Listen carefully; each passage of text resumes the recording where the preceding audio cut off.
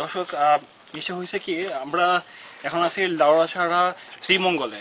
তো এখানে আমরা আসলাম কিছু ঘুরতে। তো আমরা মানে বনের মধ্যে আমরা কোনোদিন ভাবিনি এরকম একটা জিনিস দেখতে পারবো।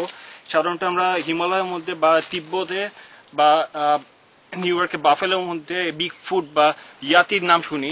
সাধারণত আমরা এখানে কিছু তার পায়ে ছাপ পাওয়া গেছে, একটু দেখতে পারেন।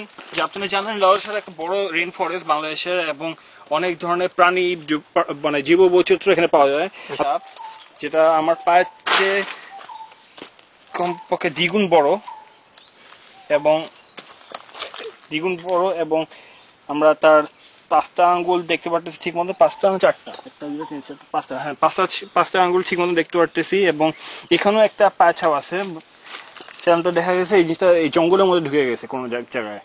হয়তো যদি আমাদের বাংলাদেশ সরকার যদি কোনোভাবে এই লাউড়াছড়া এই রেইন ফরেস্টের মধ্যে একটু অভিযান চালায়, হয়তো আমরা বিগ ফুডের মতো অনেক প্রাণী সন্ধান পাবো। এটা সত্যি আশ্চর্যজনক যে বাংলাদেশে বিগ ফুট দেখা গেছে। সেটাই, মানে দেখা যায়নি, তার পায়ের ছাপ পাওয়া গেছে, তার মানে তার অস্তিত্ব এদিকে আছে। সেটাই অবাক লাগছে যে বাংলাদেশের মতো জায়গায় এরকম বিগ ফুটের পায়ের ছাপ পাওয়া যাচ্ছে।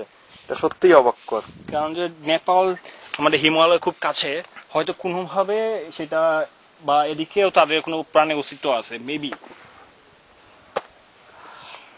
খুবই আশ্চর্যজনক জিনিস।